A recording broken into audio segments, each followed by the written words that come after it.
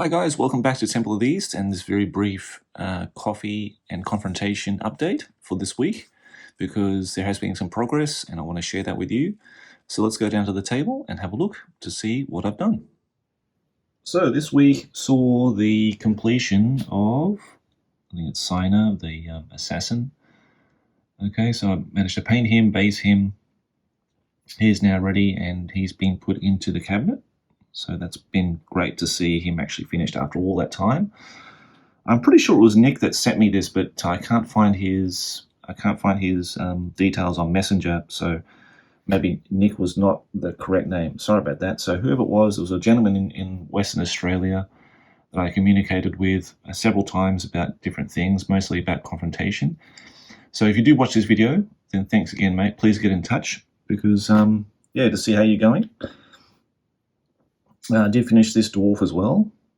This War Over the Plains. He's already based and all that kind of thing. So happy that he is now complete. That makes 3 that are now finished. And I have the other models still on my workbench to be done. But so yeah, this is the model I finished through the week, and it's part of a painting video. Whether it's a tutorial or not, I'm not really sure. It's more like the process I do to paint miniatures. They're pretty short. They're about 25 minutes max, usually. I do these on my other channel, on the Crown of Command, for the Hero Hammer models, the old Hammer models. And I'm doing these now as a series for Confrontation and showing the process. But, you know, painting an old Hammer model and painting this are completely different.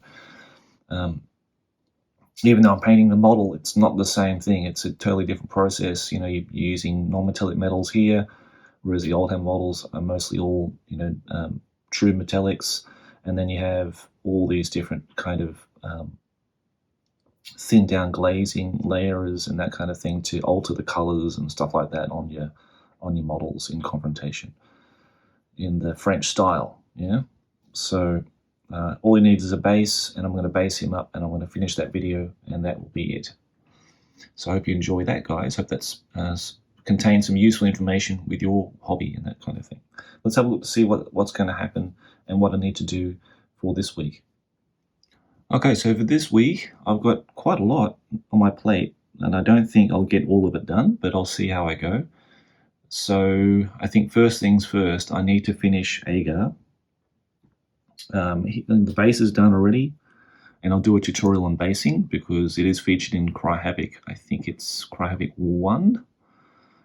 They do a basing tutorial, but I want to do a video on that to show people how I do my basing, which is very similar to the way that the guys did it in the studio. Agar needs to be finished, so I just need to do the banner that he's holding, and then the steam boiler on the back. As I found that piece because I wasn't really sure whether he had something on the back because it looked like it had like this pressure gauge and nothing else. So I thought that's weird. So I looked through my bits box and I found that in amongst another set of models and realized that was the missing piece. So that will need to be painted and attached, and then I can put on the base and say that's done. So hopefully next time in the next coffee and confrontation, that will be complete and you can see the finished version. I have started this. Now this is for Paul, the guy I'm gaming with here in Japan. So this is the Knight of Hod, and I'm painting these for our games of hybrid. So I started doing the gold colored armor. That's like the studio scheme. The artwork, the actual illustration has him in like natural steel armor, but I do like the gold colored armor for him. So working on that should be definitely done by next week. The next time we do coffee and confrontation, that will be finished, no problem. I do have this little mini doll for Ebersynth that I need to finish as well, or Ebersynth. I can't pronounce any of these names of these mid-door guys, sorry. But need to finish him off. Unfortunately, there's no game rules, which is really sad. I thought he would be like an artifact or something that he takes, or he could sacrifice the doll to gain a wound or something like that. It would be nice if they integrated that into the rules, but they didn't, sadly. Mesericord, I will hope to finish her by the next time we meet. and I will try to do a video for her because I want to do a video for each of the races. So we did one for Midnor, then we'll do one for Griffins, and then we'll do one for Goblins and the Dwarves, and so on and so forth. And when I get the models, I can do a video for that. So I'm looking forward to painting her because she's a really cool model.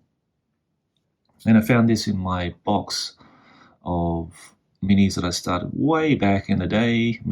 I think this is, I don't know, it's getting close to a year ago, I think, when I first started doing this. This is the last Pirate of the Pirate Clan box set. And I really want to get this to complete that set, and then it's finished.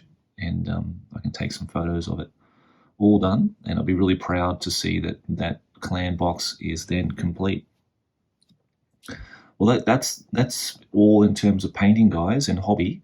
So now we'll just give you a brief look at what the battle report I'm going to play tomorrow with Jeremy from the End of the World Gaming, and have a look at the forces and see what scenario we're going to play.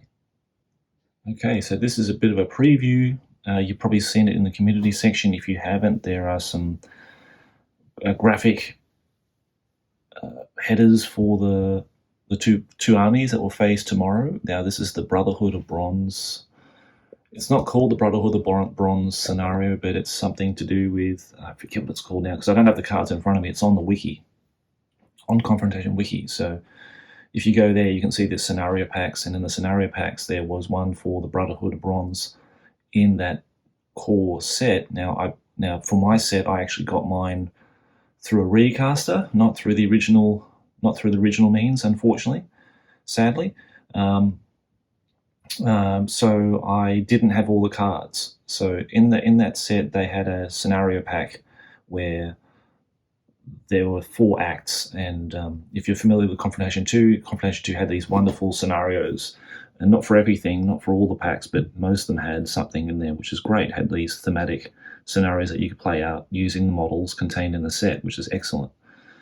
So we're doing something very similar to that, even though the dwarf force represented here has nothing to do with the original models that came in that set. It doesn't matter. You just build your list, and Fengar is the main character in the first one because it's his workshop that the dwarves are protecting from the Midnor, and the Midnor is coming in to try to steal his artifacts and equipment and take it back and use it for their own. And the dwarves have to defend the workshop. There's going to be like a marker placed in the center of the board, and he has to stop me from reaching that marker, basically. There's only 4 rounds. Each list is 270 AP. From memory, Jeremy took the regulator for this guy. He's the number 1, a Knight of Urin on Razorback. That's the only artifact he took, and I took 1 miracle for my mystic guy, puppeteer, but I can't remember what exactly it was. Sorry, but you'll find out anyway when we film the battle report, which will be tomorrow morning at 6:30 here in Tokyo. I'm going to film it with Jeremy playing remotely. Now, if you're unfamiliar with remote gaming, I started doing that for my Crown of Command channel when COVID was around and we couldn't get together and play games physically, and it meant that I could play people from all around the world, regardless of their location. And I'd have the camera set up and everything on the table, and they would roll their dice, and they would just instruct me where to move their models, and I would move them and help them out. Like if for distances, it's not a pre-measured game, you'd say, yeah, I'm thinking that's within charge range and that kind of thing, and try to make it an enjoyable experience as possible. I've played as the remote guest in a couple of games of Warhammer, and it's been really fun. And I want to try to start a remote playing kind of series on my channel, so that, because the chances of me actually playing Confrontation here in Japan are fairly limited, even though me and Paul do play it. We don't play it every week, and it might be only once a month we get to play it. And there could be as long as a year between games, depending on what our schedule is and what games we're playing. So we play a lot of Games Workshop games from the 90s as well. That takes up a lot of time. We're playing the hybrid series, as you know, and we're really enjoying that. And we're going to collect more models and play all the scenarios for that. But I really want to get Confrontation on the table, and eventually Ragnarok as well, the 1.5 version for the English box set that was released way back in the day. And I'm getting closer to getting the Tina Ball to that level. But for now, we're going to have to play Confrontation any way we can, and this is one of the ways we can do it, playing remotely and see how it goes. We've got my technology that I got used for remote gaming is a lot better than I had way back in the day. It was terrible. And it's all grainy pictured and you can't see anything now. I've got it through Discord. I've got a Nitro account, so you've got high definition in terms of visuals. I've got put my phone as a webcam through another application, so you get nice, clear imagery of what's happening on the tabletop. I'll try to have another screen, like a separate recorded video of Jeremy's dice rolling and that kind of thing as well. So yeah, we're trying to make it so that it's as good as it can be, basically, for remote play. And let's see how it goes in our adventures. But I'm really looking forward to it. I think Jeremy's really looking forward to it. It's just a bit of a laugh, have a bit of fun. It's nothing serious. It's all about enjoying the spirit of wargaming, and that's what it's all about now, really, in these days. So I hope you guys enjoy that series too, and yeah, we'll see what it all brings. And take care. Enjoy your Confrontation hobby this weekend. I'm going to enjoy the rest of my coffee and have a bit of a break and paint some Confrontation.